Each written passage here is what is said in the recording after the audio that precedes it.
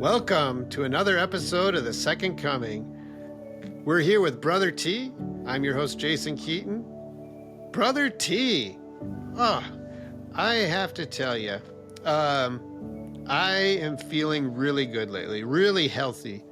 But there wasn't always a time that I felt healthy, and I kind of want to dive into that because disease, sickness, and health are all part of this human existence. I mean, we can be spiritual and we can follow God, but at the end of this day, I'm still in this human body and I'm coexisting with this human body. And I, as you know, I have stage 4 cancer. Feeling great though. I feel great. I like to say I have cancer in a healthy body, but let's talk a little bit about, rather than talk about disease, let's talk about health. Let's talk about what we can do with this human body to prevent disease or to help us through. Okay, let's just consider that question. Let's take a good deep breath.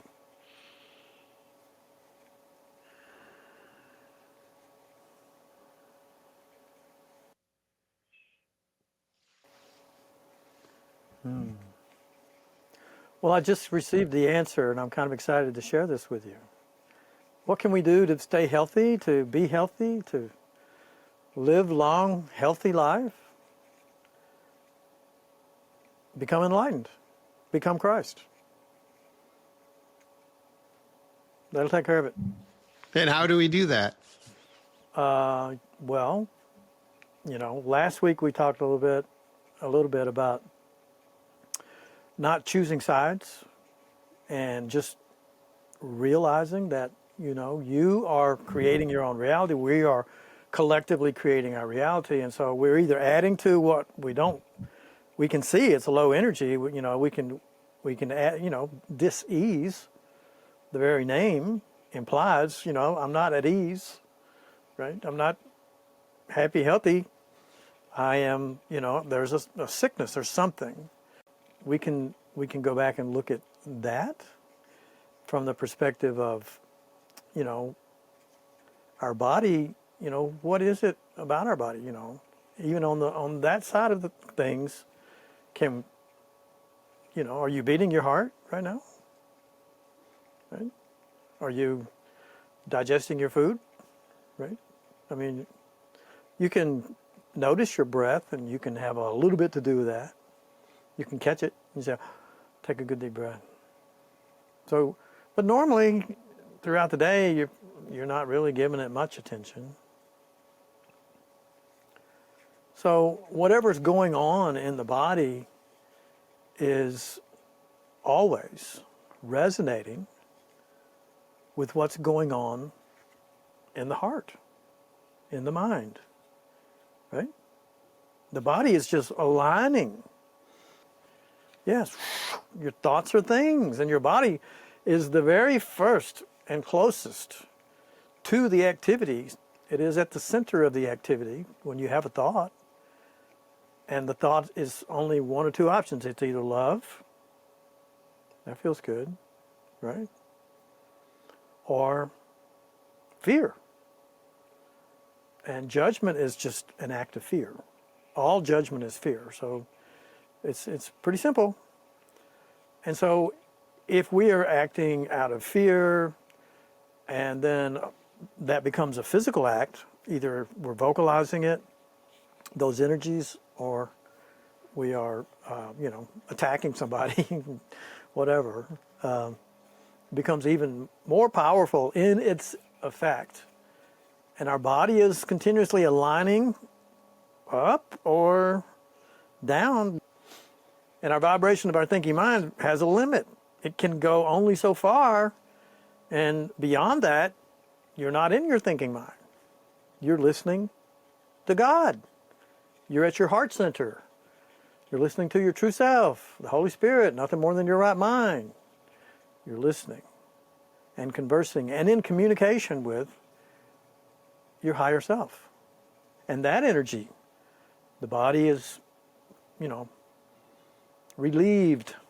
It begins to realign in its divine purpose, which is to be the perfect expression of you. And if you're having perfect thoughts, thoughts of love are always perfect thoughts, your body begins to align with that. And the great thing about that, Jason, I feel like, is that, yes, there are certainly examples, and yours as well as mine are just a couple of cases that, you know, we could say, oh yeah, that's a miracle. That was a miracle, you know, because it's hard for the science level that we're at right now to even be able to describe those, you know, instantaneous shifts in health, as an example. But what I've come to know is that really those are instantaneous shifts in perception, and those are the effect of the causation, which is the thinking self, the mind that is surrendering to love or managing fear. And those are called miracles. A sudden shift of perception is a miracle, right? Right. So the foundation of what I want to say is my good health is avoiding, as much as I can be conscious about it, to engage in taking sides, being judgmental, condemning anyone for anything. And I'll say I feel like I have a unique advantage because I've kind of designed my life so that I can live this way, and I'm kind of isolated, at least most of my time. But I've come to realize that that kind of answers all the questions. See, there are no questions in God. There's only knowing, right? All the questions are coming from this small self that wants to understand, manage, control, and as much as possible avoid, you know, fear. It's fear of the future or whatever it's afraid of. And the more we can step out of that stream of thoughts and witness it and become aware of it and watch it, I'm going to call it mind to mind, right? Once we start minding our mind, there appear to be problems in the world. Yes, we're moving from a place of low consciousness to heaven on earth, the second coming, and that transition is going to take some time. And there's going to be a lot of things that are going to be very hard for a lot of people. But for us, and I'm not making myself special in any regard, because I can be the presence of love and have an impact on those around me. And I know that's true. I know it's real. And I don't need, you know, I don't need any hard lessons of something that I've already, you know. When you get to the up level of, you know, being in the upper room, you're kind of stepping out. You've neutralized karma. You're not set up. Your soul's got these lessons planned for you, right? And some of them are, you know, can cause dis-ease. We graduate from that and realize that we were always at choice in who we were being and what we were giving our awareness to. And so that's, regardless of where we are on that spectrum, high or low, physically in health, it's the same solution for everything. And I know I'm starting to really sound redundant, right? But being love, being connected and in communion and conversation with your divine self, your true self, everything else tends to just fall to the side. And it doesn't mean it's not going to be some other people may be experiencing something. I'm saying, but around you, where you are, you're beginning to witness the expression of heaven on earth, maybe in a smaller world, so to speak. But it's a part of this transition. It's happening, and we are at choice to be a part of that. It's a revealing of the true nature of ourselves in our relationship with Source. And so drink to that, right? You can celebrate. Yeah, I love that. And a couple of things that you mentioned that kind of grabbed my ear is you said the soul has some lessons for us. And Are you saying if we don't get them right this time, we repeat them, or is it life specific, or you know what I mean? Good question. Kind of dive into that one a little Yeah, bit, because that sounds like a little rabbit hole right there, right? right. Well, the ego can't learn anything. So when I say that the soul has lined up some lessons for us, learns from our activities, our lessons, right? And it's maturing through our expression of the self. And it's literally working its way into becoming, and ultimately to not to possess, but to kind of assume the front seat of how we are expressing, who we're expressing as. But it's got to work to understand us, and it has some things to learn through our experiences, and it has some things to learn about us through our experiences, so that eventually we can begin to align in resonance. The soul and the self, the ego self, can begin to let go and try to, and relax. And let the soul then be the guide of your life. And so it takes a while, and but the point is that the ego's not going to fail and then go learn the lesson later. It's real because it's an illusory self, so it has limitations. I can't teach my cat to drive my car. I just can't do it. I can't teach my ego And to know anything. It can learn, but it doesn't really know, right? That's why it always I has questions. I agree. Absolutely. Just like me, I'm always having questions for you. Always Well, no, having that's questions good. here, brother T. Right, right. And then the other one, I was wondering if you wanted to mention at all, like how the meridians cause like disease in some people's brain. Like I heard like the anger meridian, can cause disease of the liver, or a certain vibration of emotion or something like that can cause a disease. Um, what's your view on that? Cryon, I think it was in book 2 of his book. He he shares these anecdotal stories, which I think are pretty cool. But I think it was Lee Carroll was actually asking Cryon a question. He had gone into one of those spiritual, you know, novelty shops. I'm not sure kind of what to name them, but I've seen some, where they got the rocks and they got the crystal stuff, and then they got the sound bowls, and they got all that spiritual stuff, right? And then they got tarot cards, right? And tarot cards are pretty cool, and they got sound, what tuning forks, right? Things like that, right? So you go into this shop, and it's like, okay,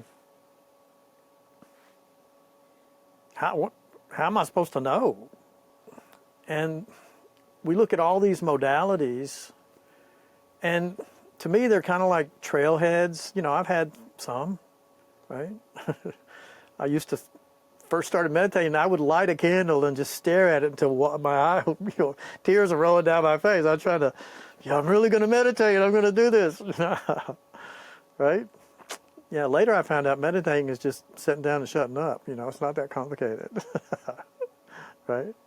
So we all have I call them training wheels. Training wheels, man. You got to have it.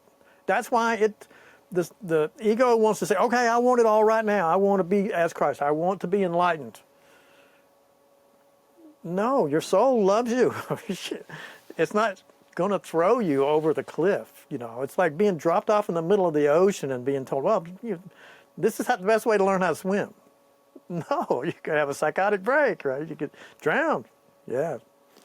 We need to, each of us, and with the comfort of our soul and our guides, her life is, I'm not saying it's preordained or destined.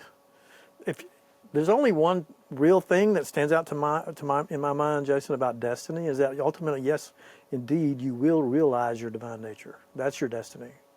You will wake up. You will. Now, when you do it, may not coincide with when I do it, and vice versa, or anybody else for that matter. But more people are doing it because the consciousness of the planet is evolving.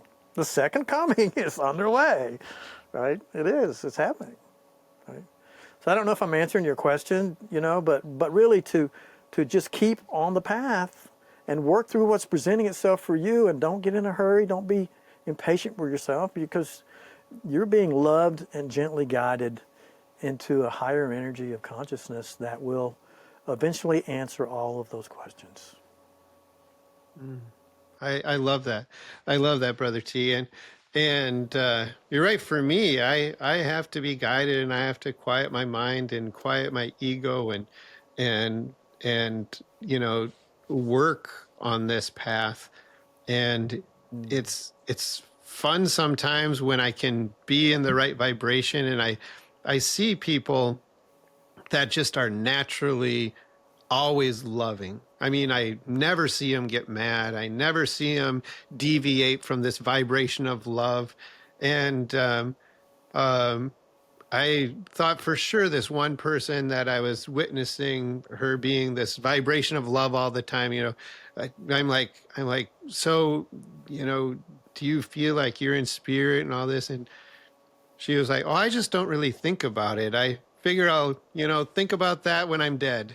And it was, at first I'm like, well, you would really be great to explore more spirituality. But then I kind of reflected to myself. I'm like, I'm the one that's working so hard at this, and she's just like letting it be. And, she's just being that vibration of love naturally. It was pretty cool to see when I kind of, you know, thought I was going to approach her with a spiritual lesson, and I'm the one that got the spiritual lesson. So that was, Yeah. Well, I giving always and like that. receiving are one. She, you ask her a question and she actually gave it some thought Yeah. in her Yeah. answer. So no, I mean we're all learning together, dude.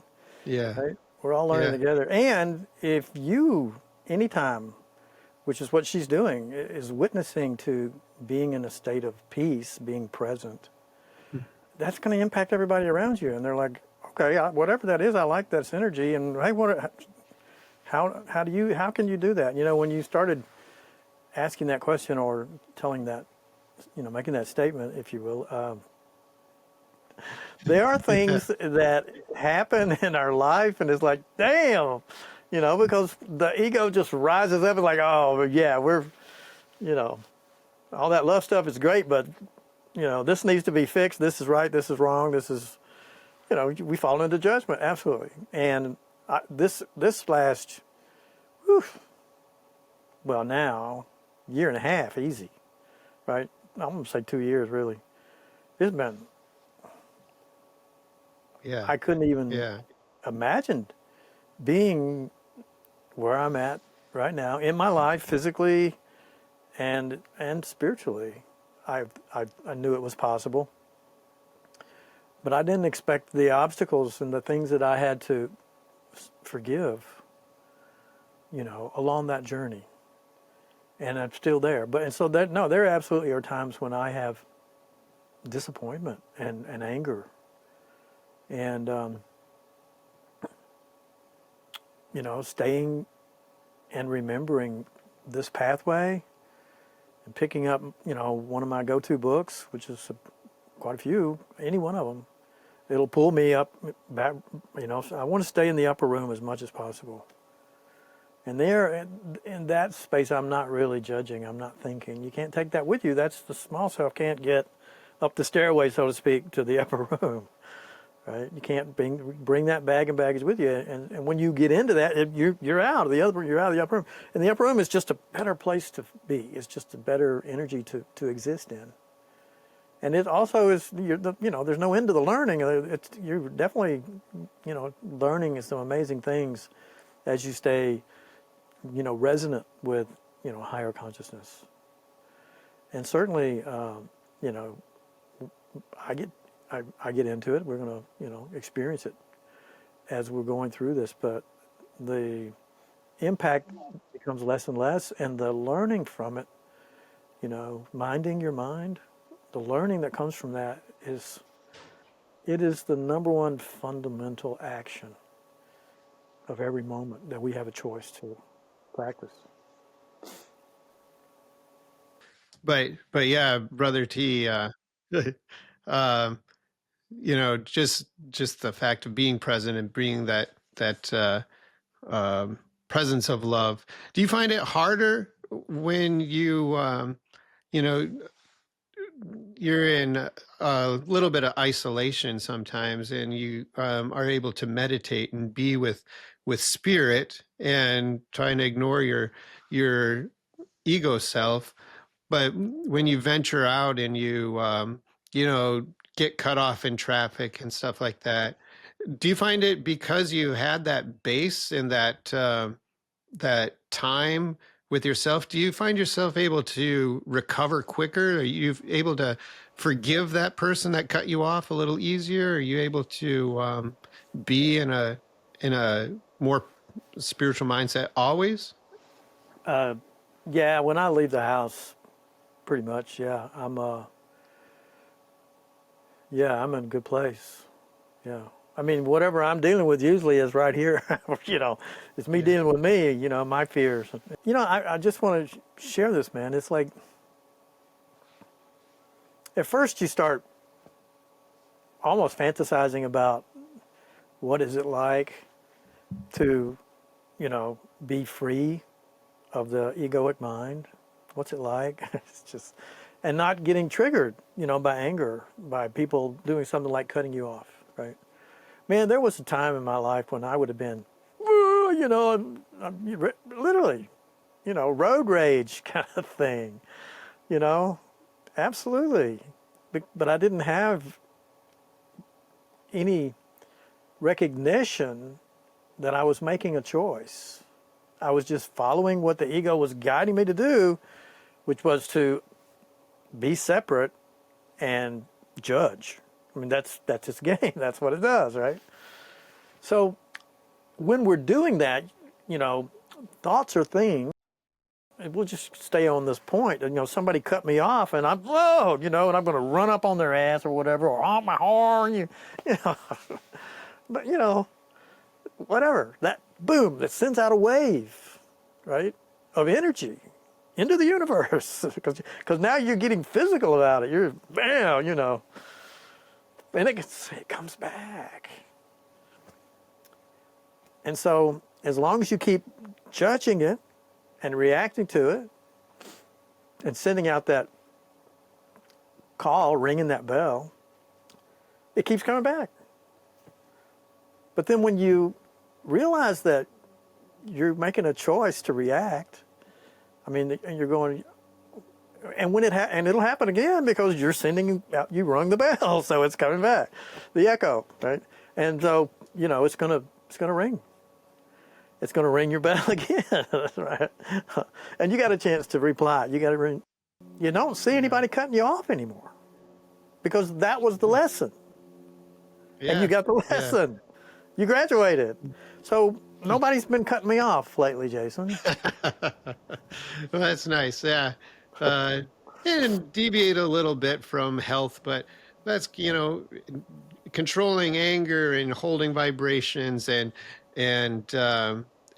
choosing how you're going to express yourself is all part of having a healthy human body in this spiritual existence. It's the fundamental principle of spiritual awakening. It's way more than just, you can't make your ego cannot make your body healthy. I don't give a shit how hard you try. It can't do anything.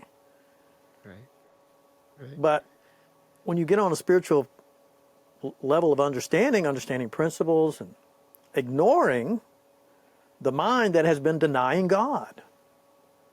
And so when that mind is no longer in the driver's seat and you're not letting it cause you to deny God in your brothers and sisters and in everything, then you're not denying God in everything anymore. And so you're ringing that bell, that wave is going out, and it's echoing back too.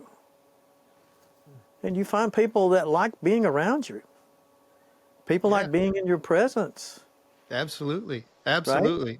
And your body's just going to line up with that energy too, as we talked about, I think a week or so ago. The point is, all of this is a beautiful idea, but way better as an experience.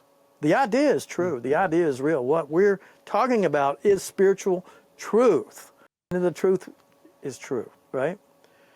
So Absolutely. as long as once you get that and you accept that as the truth, then you see that that's really the law of the universe, so to speak, in the sense that, love is. And love, the law of love is acceptance, allowance, forgiveness, expansion of love, more of God. And you're a part of that. And you're ringing that Absolutely. bell, right? Right? Yeah, I'll take that bell. Yeah. So, well, Brother T, thanks for bringing it back to love again. Thanks for having this conversation with me today. And, you know, tomorrow isn't guaranteed, but today I feel amazing.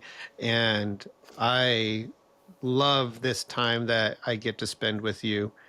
And I feel spiritually great. I feel physically great, and I'm holding my vibration high, um, and connecting with you. So, Brother T, thank you. Hey, it's been fun. I'm looking forward to our next conversation. I like getting into these little rabbit holes. It's fun, and it's love, and there's so much laughter and love, and there's so much joy and truth. So I really enjoyed our conversation today, Jason. Thank you. Absolutely, and had fun playing on the playground today with Brother T. So, and for everyone out there that decided to join us, Brother T will be here next week along with me, and we will see you next week on another episode of The Second Coming. And so it is.